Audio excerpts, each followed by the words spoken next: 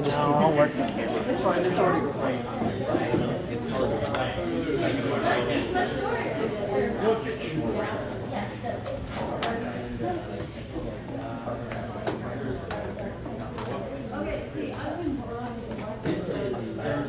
Sorry about that.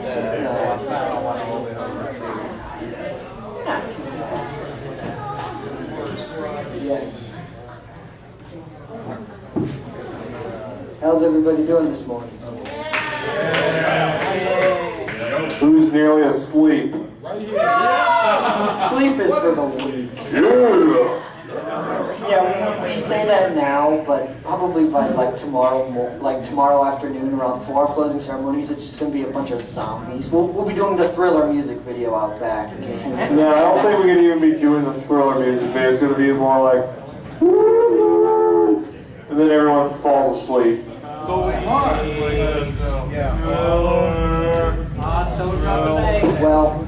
I want to welcome everybody to the Overanalyzing MLP panel. Where we do the continuity for the writers. Yeah. We should get Dave Polsky in here. Oh yes, that'd be great. I know. If you can get a We're trying to make sense of their writing. Because this is also going to be slightly user participation, if some of you guys in the back could maybe move a little bit forward. That'd be great. We're not that frightened. I mean, I found this hat at the rave. It flew right to me. So it's my adopted hat. Don't you think so? Come on. I call my hat Hattie. I adopted him. Hattie, don't take my hat. Nobody takes my adopted hat. All right. Maybe we'll start with a little bit of introductions. What like this whole panel was actually supposed to be about. My name is Joe. I am a film critic. Hi. And I've been a Brony for about probably about a year now, maybe pretty close. Year and a half-ish. And because I'm a film critic, I often spend a lot of my time analyzing movies and things of that nature, and I've always enjoyed looking way too deep into the themes and characters, like histories, like mythologies, backstories. I'm a big Tolkien fan, so looking at the whole MLP universe and seeing why certain things are. I'm gonna make mine short and sweet. My real name's Alex Kelly, but I go by my nickname Shiny Guy most of the time. It's on my badge, and let's get this show on the road. I love shows. Yay! I just call myself a Brony critic. That's about it. All right, let's see here. What our first topic of discussion? What do we want to start off with? I'll open it to you, Joe. Or hey, he's got one. How does Octavia hold her bow for a cello? Hey, how does she hold up a bow and a cello? How do they operate so many things with hooves, like power tools and tools in general? Friendship? Well, I actually remember seeing that there was a thing on YouTube where they actually created a soft end. Basically what it did is that it was a soft bag that more or less had things like grains of sands and stuff and just had a powerful suction in it to make a vacuum, so it froze around whatever it was on, so you could actually maneuver and manipulate with only a barest touch. Yeah, but how does that work with Octavia? Because she's going at it. She's not a unicorn, though. Ponies don't. Yes. Well, no, because actually they've made it mentioned several times that all ponies in the universe have magic. A Pegasus' wings wouldn't be able to lift it. Magic. The Earth ponies usually wouldn't be able to be that strong. Magic. It's so complete. Yes, you the white. Okay, I thought all beings may have magic. There are different ways in which they can channel that energy. I thought we say Earth ponies are augmented in several forms with their magic. They may not really be able to channel that beyond their own internal structure. So what if you have, let's say, take for example, holding the bow. I thought we can say she's holding up with magic, because we see what happens when you're holding something with magic. She's not really using magic on an external object that requires a channeling device, such as a horn. Maybe Octavia just spent tons of hours trying to first figure out how do I hold this thing. I have hooves, not fingers. I actually read a really interesting fan fiction that, like, where the whole idea behind it was Octavia had to work really, really hard, being the only Earth Pony cellist because of that whole thing of not having magic. So Rainbow that Dash. Oh wait, interesting sorry. concept. Rainbow Dash shirt in the front. I noticed at the end of the Ticketmaster, everybody took telekinetic hold of their ticket. Yeah. That is, I think that was actually a good, well, that might have been the magic of the, that was the tickets actually, because when you saw the when he opened the letter at the beginning of the episode, the 2 tickets fly out all on their own. So those tickets on. Yeah. So the tickets themselves are actually enchanted. So there's just a spring in that letter that just sends them flying. It's like, The reason I think Spike's didn't was only because it was just like included and like, oh yeah, here's one more. Because you know, Spike should actually be included in certain things. it's like, oh wait, no, this was Celestia's thought. Oh wait, Spike, I just remembered you. Yeah, they always keep forgetting they should include him. Which is Spike, funny the most neglected character on the show. Nobody gets pushed around like him. Get my video camera back. No, not my camera, the bag. It's underneath you. But yes, I will. You're in the back with your hand up. What do you like to say? I have heard 2 theories that I like to believe interchangeably. One is that the center of their hooves are actually like cat's paws, so they have a little muscle gripping, which sort of makes sense. And the other one is along the lines of the magic, where they all have like a minor telekinetic field that they all use with their hooves, because every race has been seen holding things to their hooves. I think since I can hear raise this bar, I think I want to. I'm sorry, I'm going to be changing the subject, but I just want to know how freaking wealthy is the Apple family if they can keep raising that bar. Wait a minute. I can hear it through there. There's something else to that too. They are the only Apple producers in Ponyville. So why is it that if they get 33%, or no, not even like 33, like not even that, it's like what, 20% profit for the whole Flim Flam episode? How are they going to lose the apple farm because of one bad cider sale? Like, are they mortgaged out the butt or plastic? Or they spend all their money on barns. Because let's see here, Rainbow Dash destroyed one. They destroyed one during the family reunion. Discord, I think, might have destroyed you more. Wait a minute. Maybe we can actually, like, one of the things I've been working on for several of my videos is establishing episode timelines, figuring like the chronology of all the episodes. Maybe we can use the barns being destroyed or raised as some kind of indicator of when they're. I mean, come on, because those barns can't be cheap to put up. Okay, I'm going to go to you guys right now. I want you in the sparkle shirt. The first would be like, maybe there's not an economy in Ponyville. They have bits. They have bits, so they indicate that they the bits. They might not have like fractional reserve banking, thank God, but there's indicated that there's some form of economics. It's not, but it's one of those things that, oh right, family show targeted towards kids. You right there. Well, Filthy Rich gets a cut of the Apple Jam business for some reason. Which means he's an investor. Which means how much has he invested for materials or whatnot? So I have to wonder if the Apple family isn't a couple million bits up to their eyes in debt to him. Oh, that is really good. Why they're always about to lose the farm, because if they don't make the Yeah. profits. That seems to be the thing. That is an interesting dynamic. Like, I always thought, like, and this is just my personal opinion, what I love to see. It must be some serious loan sharks. What I do, flam. But I always thought the greatest thing for season 4 that we could do for Applejack is really, if you get right down to it, there's a reason there aren't that many Applejack focused episodes. Because there's not really much you can do with her character that hasn't already been done. Yep. In my opinion, the best thing they could do, Applejack loses the farm. Lose the farm, 1, 2, 3, 4. Raise up all my debt. 1, 2, 3, 4. Well, because then you could go through that whole thing of the reason, and this is me going again, looking way too much into it. But season 4 could be her trying to get back the farm. And so, like, the only thing she knows at all is making apples. So what happens when she loses the only thing she does? loss of crisis, loss of identity, which could be used to correlate with Apple Bloom searching for her identity. Yeah, simply she gets. So it becomes kind of this two-way pattern. So this is gonna be the song for season 4. Get the farm, 1, 2, 3, 4. No, see,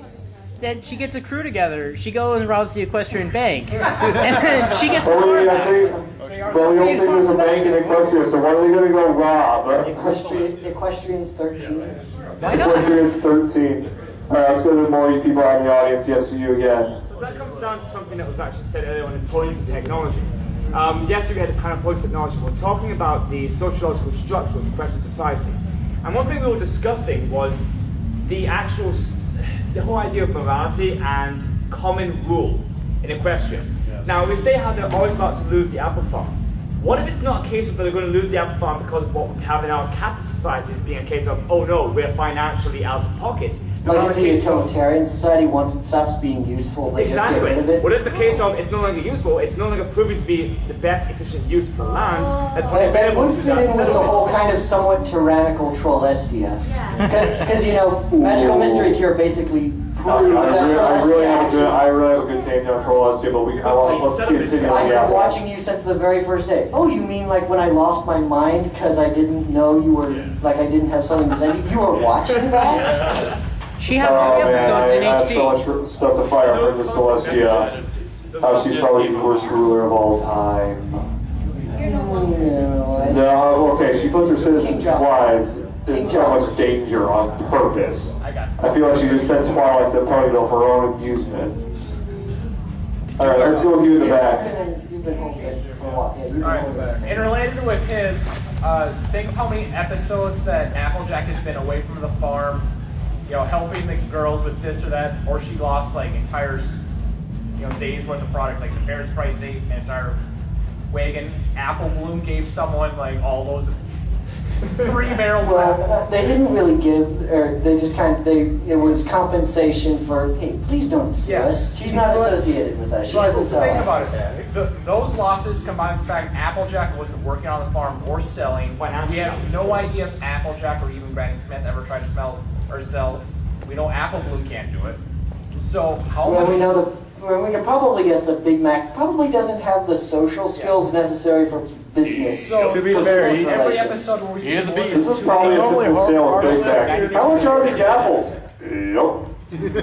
How much are Maybe they? issue 9 and 10 of the comics will like give us more leeway. So how with many that. sales are they losing every time Applejack is in an episode for more than 2 minutes? Depends on how much an apple is in Maybe that's why we don't Equestria. get any Applejack episodes. Well, here's the thing. I think if we look at the equestrian economy, it is probably really hyperinflated. Because if it costs 3 bits for a cherry, one cherry, And 10 bits for a It's very much pie. 10 bits for a pie, 3 bits for a cherry. There is some screwed up economics. Or like it must fluctuate really badly. That or the writers Which are would- just which would making it up as probably they go indicate- along. This is a terrifying concept. Equestrian stock market. Oh, the Equestrian stock market is probably built on nothing. It's in free roll now. But then again, here's like another currency they seem to have that's extremely valuable, and that's the gems. Yeah. Because remember in, I think it was like Spike at Your Service, or no, like this, just for sidekicks, that's the one I was thinking of. A tiny little gem buys an industrial-sized pet dryer. Yeah, Jesus. people say that Rarity doesn't care. Apparently that gem was worth a lot more than any of the other things there. So. And so apparently the one Flowershy gave him might be equal to the U.S. public debt. And apparently there was also another, like so many other times they could get tons of these gems. They just put them on clothes and dragons eat them. Like that's where their money is. They're eating money. I'm like, What's his dick? yes. Yes, we all. That's why he's neglected. He keeps eating the money. Sorry, I'll get to you. You've been holding it for a while then. Okay, bring it back to Celestia. When you think about, and I didn't get to go to that panel because I was standing in the delightful line for my badge, but when you bring it back to Celestia, you realize she's been around in charge for 1,000 years. 1,000 years of royals growing up, knowing that there is a cap on how high they can advance. But more importantly, say you're royal guard. You know, Twilight's brother, his chief ambition is to be in the Royal Guard. If you're Celestia, are you going to pick anyone else besides someone who is a family member of a guard pony who came before? Are you going to be out there? Because you understand, from birth to death, these people are going to be serving you, protecting you, watching you eat cake. Yeah. Lots and lots of cake. The plot is thick throughout the series. Yeah. How hard is it to break into that, considering that she probably has 20 generations worth of ponies? Yeah, I love to think about like Celestia's reign, because 1,000 years for us, like 1,000 years, 1013, I think. The plague. The 1013, like England was still ruled. Like England was its own separate country. It wasn't like the UK, or like it was Wessex. Yeah. Or it might have just become England. So 1,000 years is something really interesting to think about. And like just when you think about the whole mythology of that world too, because technology is kind of screwy there too. I mean, they write with quill pens, and they have sewing machines, they have DJs, and also video games and too. Microphones. They have microphones, but no video cameras. They have cameras. We indicate that I think they had a what is spinning with camera. Oh wait, they had. I think that's like a slide. They have like No, the film camera for the hurricane. Yeah, featherweight. The film camera for the educational video. When it was, Oh yeah, that was a projector. You're right. It wasn't. I keep on thinking it was like the slide thing. It's like, No, you're right. It was. And apparently they must also know what a tank and a bullet is if they use it in the Best Pet song. That could necessarily not be pony technology.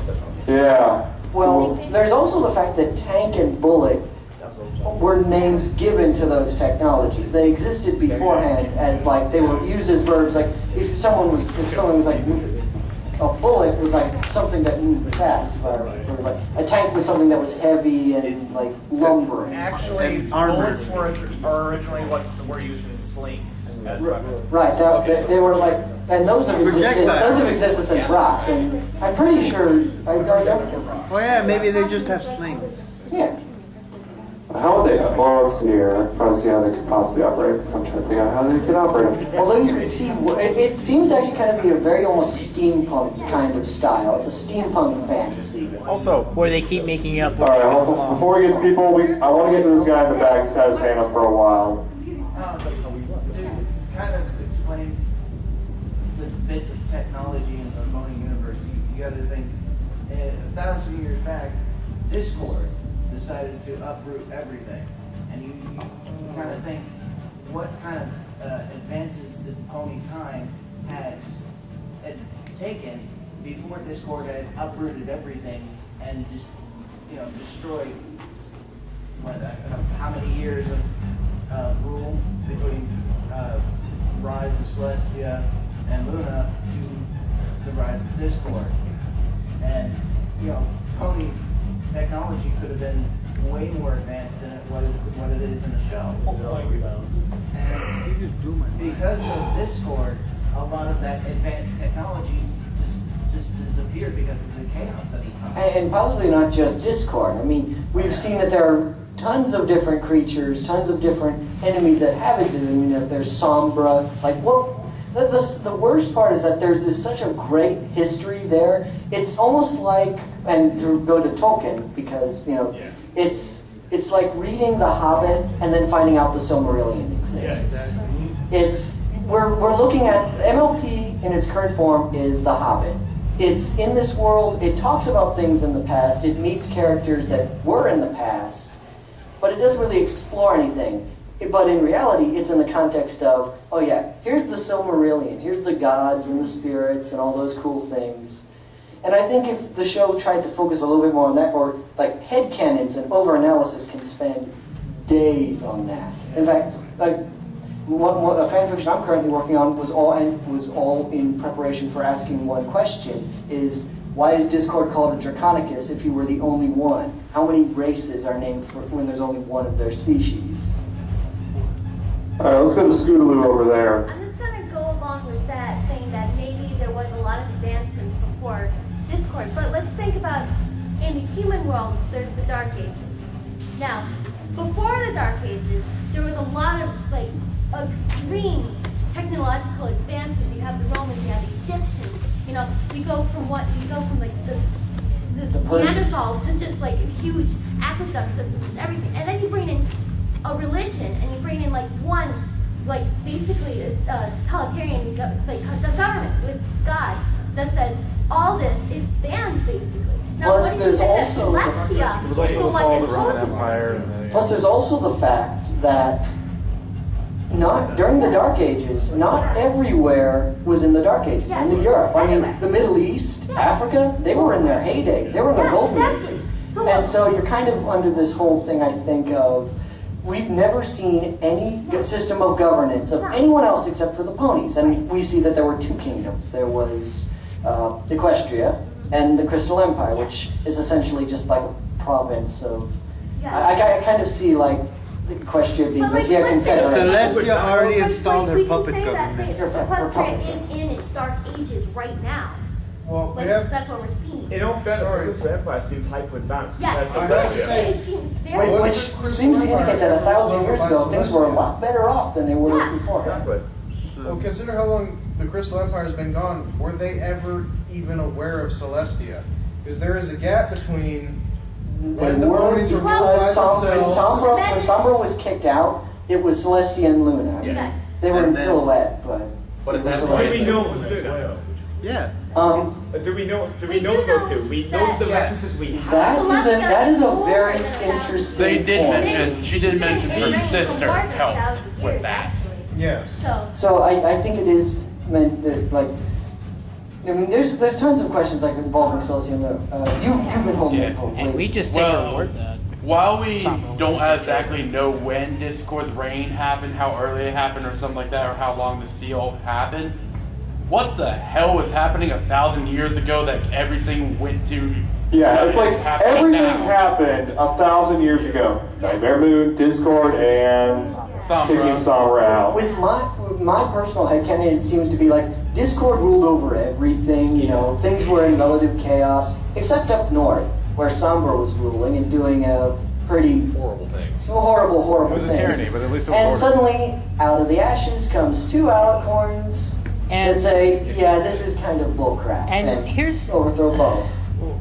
What I was wondering is whether we could assume that they're on a planet or not, since they do talk about years and time in the same way that we do. And we can, I've always wondered. and we can actually say that they have essentially the same kind of seasonal structures that we do, because they talk about 3 months of winter. So, and like But they I'm have the wondering general if it's kind due of- to the same. I don't know if we can assume that. Well, I mean, you can't probably assume that Equestria has the same orbital pattern as Earth does. Right, but there's also the thing is, if you control the days and you control the seasons, like here, our summer solstice is between like June 20th and June 22nd. Winter solstice is like December 20th and December 22nd. If you control the weather and the sun, the summer solstice is going to be on the same day every year. It's never going to change. So it would actually probably be more stable than ours. Well, and that's what and that's why I'm not necessarily assuming that they are on a planet or that there is a sun separate from whatever's being. Oh, and we've also shown that maybe the sun and the moon aren't exactly what we've been led to believe. So, like the comics actually describe the moon as being, it's like the dreamscape. So it's where you go when you dream. So like, what's the sun? You know, there's things like that. It's like they've explored different kinds of concepts, and it just kind of you wish that they explored maybe a little bit deeper. If there was more continuity. We need to know if Equestria is flat or round. Or whether it's just an infinite plane. Is this an infinite plane that just goes on forever, just because? And because you see the released map. Okay, we're gonna have to. All right, we're gonna questions. start going through people right now because there's a ton. Here's what we come to some idea we're talking about. Now we know that nature is maintained by pony kind. So But they only in talk about Equestria. well, yeah, in Equestria, true. But that in itself works partially. They talk about seasons. They talk about periods of time. That all implies nature. That means at one point in time there was a natural system. There was a reference point. What happened to it? Why are they imitating themselves? Is this post-apocalyptic, where they have lost the whole semblance of nature and they now have to maintain that themselves in an isolated area. Whereas magic did something with magic goes so horribly wrong and completely eradicated nature to the point that they now have to maintain it themselves. Do you notice something? I find it chaos is essentially loss of control. Like Discord has shown that he can actually control the sun and the moon. So what if during his reign? So what if during his reign the sun and moon move normally all on their own? And we've shown that places that aren't ruled by the sisters, like the Everfree Forest, like the Changeling Kingdom is like perpetually dark. Like, so is the Everfree Forest. What I'm wondering about is why they have a reference point. They have a reference, they have an understanding that's ingrained in the entire population of how it should be, and they try their best to maintain it close to that reference. Where was that reference coming from? From the Discord's reign, or? Changing gears here.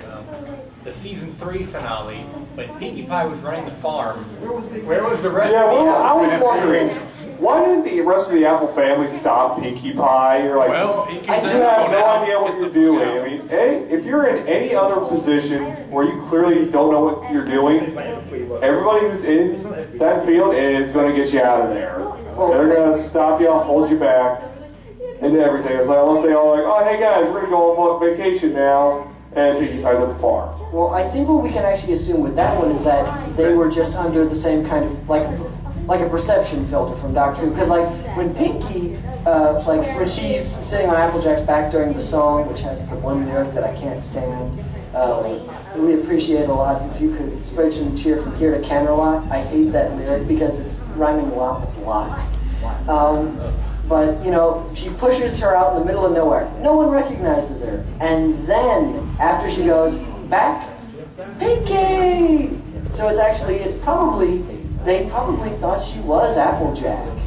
Oh yeah, like No. wait. I don't think so. Oh my god. I was more healthy Applejack before she got her cutie mark back. Yeah. Yeah.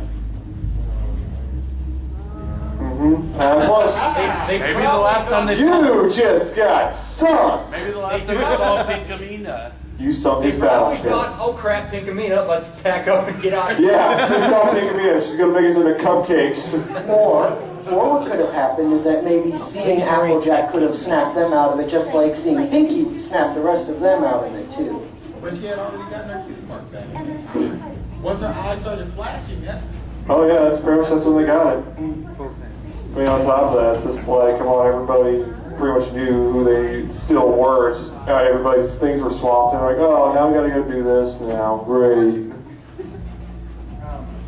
To go back to the sun and the moon, to go back to a reference, you gotta think maybe it was natural before Discord showed up. But when Discord, decided to fuck everything up, he screwed up the natural rotation of their planet, or maybe they stopped some type of rotation of the moon, or one rotation or another. And so because of that, the unicorn had to, or unicorns or alicorns had to start messing with the sun and moon cycles. That's a very interesting idea, like assuming that, but then basically acting kind of like the arc reactor in Iron Man's heart of keeping the things, from like moving, keeping the things in balance and in order from like That's where messing they with get the them. reference from, is from the past that they know that was natural, and they're trying to imitate that natural movement. Rock, paper, scissors? Because I'm sure, like, all of you look really excited. I'll go first. Go. To go back to the point where it seems to me that going back on the point of Celestia and Luna being the saviors of the apparently new world, for me, they got involved in a whole lot of stuff that it just raises the question: why get involved with any of that stuff? Why not just go do something else? And that remember about the whole savior bit is that when you're in a regime and you're trying to overthrow somebody, are you really going to be talking like when Joseph Stalin took over and Lenin took over in the Soviet Union? How nicely did they talk about the Romanovs? Yes, history is always written by the victor. So I know we haven't been given proper cause to suspect anything else, but how much is Celestia and Luna really hiding about their Maybe involvement with Discord- the whole thing? And Lauren Faust was actually talking about the reason we don't go into too much of her backstory is because they want her to be kind of mysterious. There wants to be that air of, can we actually is everything she's talking about completely Yes, on exactly. level? So history's written by the victor. Just Yeah. Alright, go with the whole technology and the solar cycles and all that. What if Generations 1, the ponytails were not, what if that is all canon here, then Discord came and screwed up, and then they have the remains of, ponytails technology that they're trying to reclaim, etc., the whole Dark Ages. And that means Discord killed all the white people. Either that, or taking it a little bit further, what if Discord just took a chunk of the Earth, whatever, threw into space, hence why they're now have a sun. It's the missing piece of the land of Ooh. Oh God. I'm taking this. And that would also mean that it's not round. It's a big giant crater just lifted out. We now But know there's what ocean. happened during the Mushroom War. Headcanon approved. But now we're just There's a opening up part a of the whole ocean. can Once of there's a worms. big pile of water all around that place, I don't think it'd be that forever. Okay, so this one might be a little long-winded, but you might quite like this. So we were talking about ourselves, discussing this, after we've been talking about, okay, why is it that every forest seems to move itself? What if other nations doesn't have nature? Why is Equestria just like this? And we thought, wait a second, what if it's not a case of every forest is weird because it has nature? What if instead Equestria is weird, and why would Equestria be weird? And then we started thinking, the Crystal Empire reappeared. Why? It reappeared for nothing. What if it wasn't the Crystal Empire reappeared, but rather something happened with Equestria? Now, again, we notice that everything is back to 1,000 years. The idea is roughly, what if Equestria is stuck in a temporal lock? What if it is being temporarily out of phase, and that's why nature doesn't work, time doesn't progress, everything has to be done artificially? What if the Crystal Empire never reappeared? What if the reason it's so advanced is because everything else in this world has been advancing as normally, but after something that happened 1,000 years ago, not Equestria, completely out of phase, with everything else, requiring everything else to be constantly maintained artificially, and then because of chain events and the elements of harmony, it is now starting to shift back into a phase of reality, allowing it to reconnect with the Crystal Empire, which has been developing normally, which is why it is now technologically more advanced than everywhere else, and why we have nature working in every forest and everywhere else, because it's not that they're weird, but Equestria has been stuck. We've seen a But people were actually. That's good, I'll say. Overanalyzing MLP. Doing the Definitely excellent, my man. I give that 5 stars. Of We have course. seen ambassadors from other lands. We've seen guys- from hey, guys. Saudi Arabia. We've seen griffins. We have seen That's people. not How saying many no one have can we get seen? in. How many have we seen? Just because We've it's temple only law. seen one on Until one. we visit the actual countries, until we Yes, see other we forms have of not done governance, these there's countries. no way we can be absolute certain. Like They there's might certain be things like in Equestria. we know dragons exist in Equestria, but they seem to be like lawless. They seem to be like they don't have much rules. gonna But govern. then Or we be see wild. like the official maps and whatnot. Dragons this way. So we're like, do the dragons actually have like some form of government? Like these are just like political refugees. It could be a caste system. Or Or they're just dragons and they just do what they want because they're dragons. because there does seem to be some sort of caste system or hierarchy, like Yeah, and that would be like pretty much Spike's type of dragons is looked on highly because he doesn't have wings. Yeah. His type doesn't have wings. Yet. So What I actually Well, we don't wanted know to, if he does. what I actually want to bring up, I was answering this question was, have you ever heard of, and I'm forgetting the author's name, the Mistborn series? Yes. It's about, I'll be as non-spoiler as possible. It's about a world where pretty much everybody knows that the ruler of the world, who calls himself the last emperor, 1,000 years plus ago, gained godhood. He saved the world from some great evil, and now he rules the world because he's the last emperor and he's immortal. Sound slightly familiar? In that book, in his internal logic, he has been deliberately crippling advancement. Times in the past, he has let people get up to gunpowder weapons and missiles and whatnot, and he says, it takes too much time to crush all the damn peasants. So I'm going to suppress all these technologies. he's a reaper. You and then you. Well, the idea I kind of had was when you mentioned the Changeling Kingdom earlier. here's the thing we know about the Crystal Empire when it appeared. According to Celestia, the Crystal Empire is a beacon of love and hope. The changelings all feed on love and get more powerful the closer they get to a source of strong love. What if King Sombra, when he took power, realized that if the changelings were attacking, realized he was giving them far too much power and basically did the whole era of misery, era of slavery to protect his nation from being destroyed by changeling invaders, by weakening them, by feeding them negative energy. Yeah, that's a very interesting idea. That would be a very interesting point as a good counter defense against the changelings, because you just cut off their food source and they're like, well, great.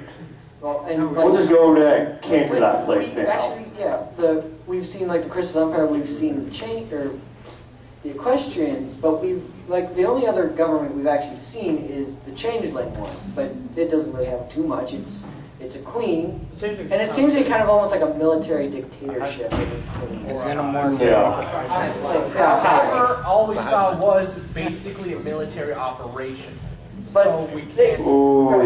It seems to operate more like a military rather than a hive because in a hive mind you don't have individuals, but the changelings kind of operate like individuals. They laugh at jokes. They seem to have different personalities. Like they have soldiers and like they'll laugh at things. They'll fight with each other. That doesn't happen in a hive mind. That happens in an army. Could be like Ford, partial hive mind. There's individuals, but there's a connection in the back. Yeah, hive minds do have some semblance of individuality. Rather, you can have a hive mind, whether they have a shared information source, but they are still individuals, rather than being a single entity controlled as a mass. So they can still be a hive mind while expressing individuality. Jane. This might feed into your time lock theory. In the season 3 premiere, the main six took the Friendship Express up to the Crystal Empire. When the Crystal Empire disappeared 1,000 years ago, are you telling me that they maintained a railroad to nowhere for a millennium? Oh, yeah. Why do they have a railroad that just goes, oh, we're going to have this one railroad that just goes up there? Actually, there might be a reason. It's the only place we found that has snow. Where does the rest of Equestria get snow for winter? They bring the clouds in, and then it blocks the sun and it makes everything cold. Well, yeah, but we also see that they get rain from the lakes around Equestria. So the water has to come from somewhere. What if they just get the snow from the stuff that comes where it's always snowing, so they never run out? Right, they have the snowflake. How can one reservoir in Ponyville supply Equestria with rainwater for an entire season? Magic. Temple Lock. I think we now know why Appalachia is in a desert. Maybe they're just really efficient. They just get a lot of that seawater. And another thing. Each area gets its own. And winter wrap-up, we see them bringing it into big piles. We don't see it melting. Maybe they're storing it for the next winter. That's what they do. They store snow. So they basically do with snow what we do with Christmas lights. They've just been dumping the snow back. More like garbage.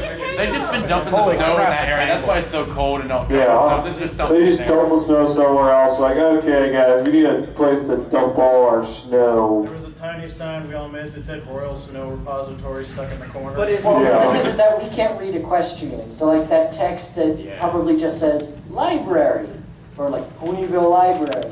We don't know what all the signs say. But if nature is being completely frozen, then you're not going to have transition to matter. You're not going to have the snow won't melt. So that snow can be reused. I mean, it's the same reason why they hold on to all the snowflakes and other things to see. A question I have is that I always wonder why the pony's motivations would be similar to ours. So if they have lifespans that are significantly longer than ours, the reason that we would value doing something maybe today as opposed to tomorrow would be that we realize that we have a limited amount of time to live. But if the ponies could live longer, or again, if there's like some infinite time lock idea, why would, say, Twilight prefer to do something for Princess Celestia today as opposed to 100 years from now? And that's a very interesting point. It's like everyone talks about like like clearly you probably can't see it here, but I'm a big Sparity shipper, and one of the main arguments people make against it is the whole he's gonna live much longer than the rest of them. Yeah. We don't really know that because we've never actually always seen, like, Granny Smith, because here's the thing, with Granny Smith, she was there at the founding of Ponyville, but in Winter Wrap-Up, they say they've been doing that, Winter Wrap-Up, for hundreds of years. Yep. But Granny Smith was part of the founding family that helps establish Ponyville in the first place. Secretly a Highlander. Like, that would explain a lot. There can only be one. Here's my complete thing to sink your Sperry thing. It's a reptile and a mammal. Can't work. Magic. It doesn't. No magic. Biology. Science. Griffins exist. They have to come from somewhere. Birds. It depends on Griffins have to come from somewhere. There is a mythological creature that is a cross in Asian cultures. I believe it's either Japanese or Chinese, but it's a mythological creature. Yeah, I know what you're you're between a reptile and yeah, between a dragon and it's a lizard and a neckbone. Yeah. Don't encourage And him. essentially, it looks exactly like what Discord looks like. So, where did Discord come? Where did Discord come from? Well, he's a spirit. Maybe he was a cosmic Highlander of his kind. Still, I don't know. I just like to shoot your fantasies down.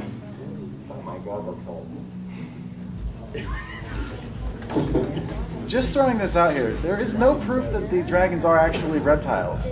They don't spend their entire days lazing out in the sun. They spend it, on their hoard of gold, which doesn't generate a lot of heat. And the only thing we know about them is that they just spit fire when they feel like it. They'd have to have a 100 years. I mean, dragons internally have fire in them. They can just spit out at any time, so it's like they're practically keeping themselves warm all the time. In a way with it. They can survive in It could be just chemical fire. I mean, they're not. They don't, or maybe have to always behave like reptiles because, in a way they have a source of heat that's kind of internal in them. Which debunks the lizard theory, because if they are reptiles, if they're warm, they're active. Well, and there's also the thing that not all dinosaurs were cold-blooded. In fact, most were now considered to be, some were considered to be warm-blooded. Some of them are actually more like birds today, like more science has been digging up. That would explain how they were able to, they didn't have to, or somewhere in between warm and cold-blooded, like why they could eat. They didn't have to eat all the time like mammals do, or like Spike has to do. He has to eat on a regular basis. He gets hungry all the time. Reptiles don't do that. Reptiles can, and I live with an animal nut. The guy collects snapping turtles in his spare time for soup. I live with a redneck, so. They can go for like a month without eating, like 2, 3, 4 months, depending on what they eat. Yeah. Princess Celestia's reward system is completely out of whack. Fluttershy tames a god of chaos and gets a thank you. Oh, yeah. Twilight fixes her own problem by finishing a poem and becomes a princess. That is true. This is one reason why I say Celestia is a total tyrant. Spike saves an entire empire, literally almost single-handedly. And he didn't eat any of them. He didn't eat any of them, he yes. gets a plane of glass, and you know what the worst part about that is? Twilight complains because Spike saved the day instead of her. I know. Because he got on the plane of glass instead of her. Oh, yes. Princess Celestia's reward system definitely is all screwed up. Tyrant, I say. Tyrant. I just had a thought, and it kind of disjoint from everything else, but about the spell that she was working on that last episode. Yeah, magical missile. What did it do? Remember back when Apple Bloom wanted Twilight to do a spell to give her? Oh, yeah, the cutie pox. That sort of changes the whole game because Twilight was like, I can't, but that spell is all about. Well, actually, the spell really wasn't, if you read into what the spell was about, it really wasn't so much about, and this was a great theory, I saw this online somewhere, it was a great idea, and it was the idea that the spell actually didn't find what your cutie mark was, it got the internal power within yourself, like that whole alicorn thing. It was the magic didn't come from her horn or anything to turn her into it came from her heart or whatnot. So it actually became it's a different kind of spell. It works it might actually work on the same plane of magic as a cutie mark. Right. but it's different from like traditional. She created new magic. And that spell only affected the elements. It affected the element stones if you were paying attention to that. Yeah, they actually swapped all the colors out, which caused everyone to have their marks changed. But it didn't affect basically the central one. So why didn't she just perform that spell 4 Yeah, 4 times. Like, so she could have performed it. The reason for that is because it randomized. We saw the way it worked. It just eventually it only gets the right combination. It would get about 120 different variations. You can just keep doing it.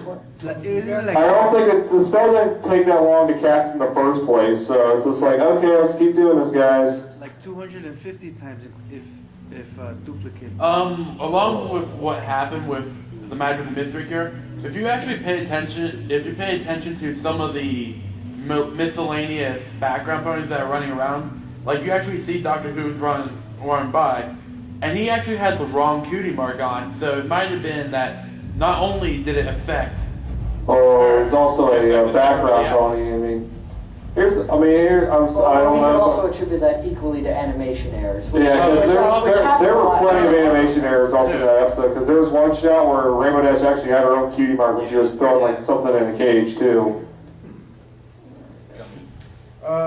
So back to the whole timeline thing, just to make sure I'm understanding this. So we have at the beginning of time, we have something we hasn't been covered yet. Then we have the 3 pony empires of the Pegasus, the unicorns, and the Earth ponies. Yeah, which established Equestria. And I guess there was some time then. We have time. Discord. Time. Luna Celestia. Time. 1,000 years. You forgot Sombra. Look, Nightmare Moon comes back, and then current day. That's the thing. So we go time. Check out Brony Curious's History of the Equestria. That's a really good video on like that whole thing. Nightmare Moon. Where does he fit in there? I heard one theory. It's like maybe Sombra or because we have Discord. We have Discord defeated. We have Nightmare Moon, and then there is Sombra somewhere between Nightmare Moon and Discord. But the thing is, I don't think this was 2 weeks. It was like they probably had to use maybe the entire year. We also see we see Luna there. Maybe it's like they took out Discord early in the year, and then they had to prep themselves for Sombra. Plus, But then post Sombra, maybe that's when Nightmare Moon occurred. Therefore, Celestia was like, to the moon! Plus, we also see in the latest comic arcs, like we see the nightmare energy, and we're like, that's implied to like it came to Luna. So like, where did that come from? What created that? So the question is now: is it just summarization? Because everything is pitched as 1,000 years ago. What if it's not been 1,000 years? What if they have been reigning as sisters for a while? Sombra arises, they take him out, and more time passes. Because from what the sound of it, it sounds like, just kind of summarize it for the little fillies. You know, they could just be like, you know what? We're just gonna say 1,000 years. 1,000 years this happened. 1,000 years that happened. Really long time here. But 1,000 years, give or take, like a century. Yeah, it would take 5, 10, maybe a decade. How about a century or two? About that whole 1,000 years thing, something that's always messed with me, and maybe this is like the stars will aid in her escape. I wondered about that. Like what? Like the stars will aid in her escape. Like, so Luna didn't escape on her own. Something helped her out. Actually, I think the alien. You can make the argument Twilight Sparkle because she's got the star. But what exactly did she do specifically? To help Luna escape from the Nightmare Moon. Twinkle. What did she travels back in time? Remember that Celestia is no longer connected to the The elements. story isn't about Luna or Nightmare Moon escaping. It's about Luna escaping Nightmare. What? That is actually. Let's go to Octavia right here. I need your 2 cents. Yeah. I think the elements part took away her power. Her power returns at a certain point, 1,000 years later. She used the stars to aid her own escape. That's something I've always found rather interesting is that the elements of harmony, like what exactly are the elements of harmony? Like, they talk about it's the gems, it's like these gem things. But actually, the way they describe it in the first episode, it's the ponies are the elements of harmony. The other things are just jewels, which makes me think the reason Celestia and Luna could use them, like, their power now belongs to you. So they do have power, but their power might not be as strong without the actual elements of harmony, which might explain why Celestia could send Luna to the moon, but couldn't break her being Nightmare Moon. It's like it requires a stronger form of magic. It requires. All right, I just heard this is canon over here. Parts of the design document have actually been released, including the stars were in her escape. I can tell you exactly what that is. The elements of magic. Do you remember what the elements of magic is? It's a star. Right. How many elements of magic are there? Six. Okay, no, there's not more elements. The elements of magic. There's 2. Now, what actually happens in the first episode when we see Luna, Nightmare Moon, when that massive rainbow beam hits her, what that contains that contains the essence of every single element of harmony. Your friendship, your love, all that tolerance, all the stuff that comes together to fill that person with good. Well, according to the design document, when the Nightmare Moon is hit with that, it doesn't destroy Nightmare Moon. It doesn't shatter it. It's like nightmare energy, which leads back to the moon. It's a temporary containment. It knocks her back long enough for them to be able to communicate with Luna, who is still trapped inside Nightmare Moon. The 2 elements of magic, the original stone one that we see shattered, and the new one formed, the 2 stars, will aid in her escape, allowing her to be knocked back to original form long enough to communicate, to then rectify the whole negative emotions that were causing Nightmare Moon, to allow her to break free from her imprisonment and become Luna once more. In turn, the stars aided her escape. And the comics would actually prove that one, because the Nightmare Moon wasn't destroyed. The Nightmare energy survived and returned back to the moon And this to is from get the a original second design chance. document. This is actually canon. My mind has been blown again by you, Which man. makes me wonder. It's my job. I do design documents for a living. So Like- this is what I do as a job. Like, And blow minds. which means that I'm wondering who created the elements of harmony then. I mean, they've been a permanent aspect of. They're not permanent. Well, They're Star not Swirl couldn't have, Brony because he didn't Curious, have any very understanding close. of friendship. Or he magic. created incomplete elements of harmony. There's multiple sets. There's multiple forms. Like Digibrony was talking about something like that too. Like, I mean, this part we don't know. This part of the design document has never been released. But to be completely honest, considering how there are multiple elements of magic and the stars aid her escape, it sounds pretty damn accurate what he's come up with. and it'd be pretty interesting if there were more than just one element. Too. Exactly. Like just the elements of harmony, we got 6. I mean, what if there are others? Like We we've see- got this 7th one that was an old one that's no longer used anymore. The 2 stars, the stars aid her escape. I mean, we see everything else referenced. It seems crazy that this thing was talked about so much in the pilot episode, which was linked back to the design document, and it never seems referenced.